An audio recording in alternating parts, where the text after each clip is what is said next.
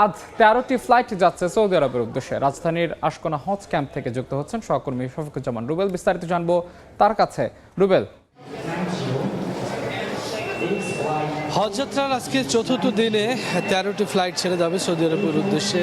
হজরত শাহজালাল আন্তর্জাতিক বিমানবন্দর থেকে আমরা রয়েছি আশকোনা হজ ক্যাম্পে। এখন পর্যন্ত যতদূর জানি আমরা ভোর থেকেই মূলত আজকে রাত একটা থেকে মূলত আজকের দিনের ফ্লাইট যাত্রা শুরু হয়েছে এবং তখন থেকে এখন পর্যন্ত মূলত আমরা জানি যে 5টি ফ্লাইট ছেড়ে গিয়েছে। বাংলাদেশ বিমানের 2টি ফ্লাইট সহ প্রাইভেট যে বিমানগুলো রয়েছে তারও 3টি ফ্লাইট ইতিমধ্যে ছেড়ে গিয়েছে এবং কিছুক্ষণ পরেই মূলত আরও 2টি বিমান ছেড়ে যাবে।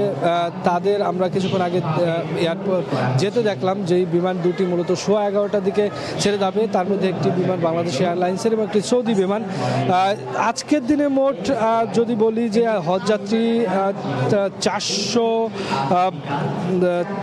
450 হজযাত্রী আজকে যাবে এবং আজকে যেই 13টি ফ্লাইট এই 13টি ফ্লাইট নিয়ে মোট 4 দিনে ফ্লাইট দাঁড়ায় প্রায় 45টি এবং এই 45টি ফ্লাইট যদি সৌদি আরব গিয়ে পৌঁছায় তাহলে মোট হজযাত্রী যাওয়া হবে 17,667 জন। আর আপনারা জানেন যে এবছর মূলত প্রায় 88,000 লোক সরকারি এবং বেসরকারিভাবে হজ করতে যাবেন এবং আমরা যতদূর জানি যে প্রত্যেকেরই অগ্রিম যেই ভিসা সেটি কাটা সম্ভব হয়েছে, কোনো ধরনের কাগজ জটিলতায় পড়েনি এবং এখন পর্যন্ত যেই ফ্লাইটগুলো ছেড়ে গিয়েছে সেই ফ্লাইটগুলোতে বলা যায় যে যেই হাজিদের যেই সংখ্যা ছিল সে তারা পরিপূর্ণভাবেই গিয়েছে, কারো কোনো ধরনের ব্যত্যয় কিন্তু ঘটেনি। তো এভাবেই যাতে হজযাত্রাটা হয় সেই প্রত্যাশা সকলেই করছেন। তো সব মিলিয়ে আশকোনা হজ ক্যাম্প থেকে এই ছিল এই মুহূর্তে।